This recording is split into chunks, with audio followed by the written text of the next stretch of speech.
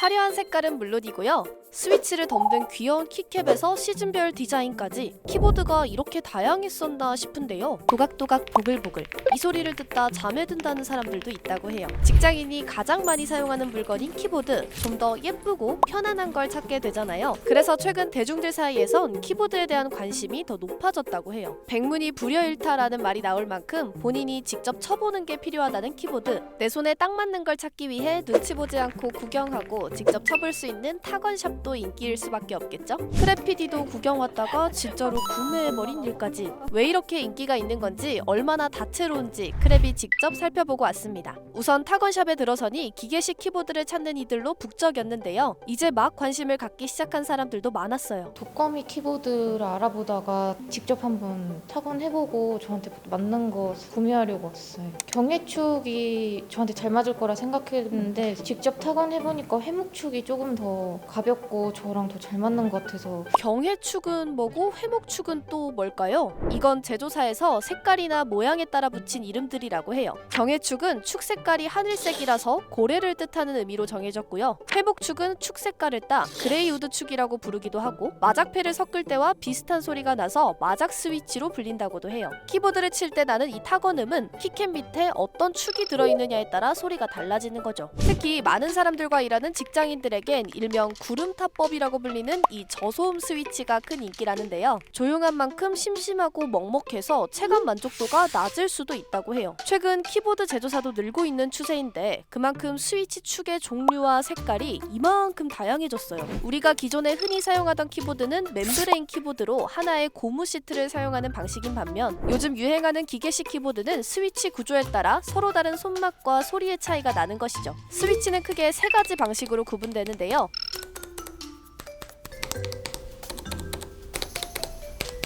앞서 봤던 독거미 경해축과 회목축 역시 리니어 타입이라고 해요. 그런데 일할 때와 게임을 할 때 키보드 다르게 쓸 수 있잖아요. IT 계열 쪽에서 종사하고 있어서, 근데 이제 지금 키보드를 구매하려고 하는 목적은 게임용으로 구매하는 거. 너무 그런 PC방 키보드처럼 가벼운 소리보다는 키압이 있으면서 누르는 맛이 좀 있어야 될 것 같아요. 여러 상황에 맞게 키보드를 고르는 재미도 있었어요. 이처럼 각자의 상황과 취향에 맞춰 키압과 타건감을 선택하는 것이 우선이고요. 손목 피로도나 오타에 영향을 줄 수도 있기 때문에 타자치는 습관에 따라 꼭 맞는 스위치를 고르는 것이 중요하다고 해요. 키보드를 조심스럽게 누른다 하신 분들은 저는 저축 리니어 스위치를 추천드리고, 한 글자 한 글자 조금 강하게 치시면은 청축이나 갈축, 클릭, 넌클릭 스위치 추천드립니다. 이외에도 숫자 키를 없애 마우스를 가까이 놓고 공간 활용을 할 수 있는 콤팩트한 크기의 텐키리스 배열이 있고요. 볼륨 조절을 할 수 있는 노브가 달린 키보드나 화려한 스크린 키보드까지,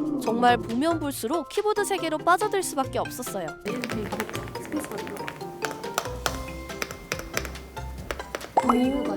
최근 다양한 제조사의 유사 스위치가 등장하면서 키보드 가격이 상대적으로 저렴해져 입문 장벽이 크게 낮아졌다고 해요. 90년대 멤브레인 키보드의 등장으로 기계식 키보드가 잠시 밀려나기도 했었는데요. 당시 살아남은 기계식 스위치 생산 브랜드가 체리사라고 합니다. 그런데 2014년에 체리사가 개발한 스위치들의 기술적인 특허권이 만료되면서 다양한 유사 스위치들이 대거 등장했다고 해요. 키보드를 제조하고 판매하고 있는 중국 회사들이 되게 많거든요. 근데 그 중국 회사들이 이제 중국 정부의 그 지원금을 받아요. 그래서 과거에는 접근하기가 좀 힘든 가격이었는데 이제 가격 접근성이 높아버리니까 소수의 파워 유저들만 사용했던 게, 사람들이 이 정도면 나도 한번 써볼까 하는 생각으로 관심을 가졌는데 만족도가 아주 높으니까. 이런 인기에 힘입어 입문자부터 커스텀 키보드 마니아들까지 최근 자신만의 키보드를 만드는 데에 열을 올리고 있어요. 스위치에 기름을 발라 부드러운 타건감과 타건음을 내기도 하고요.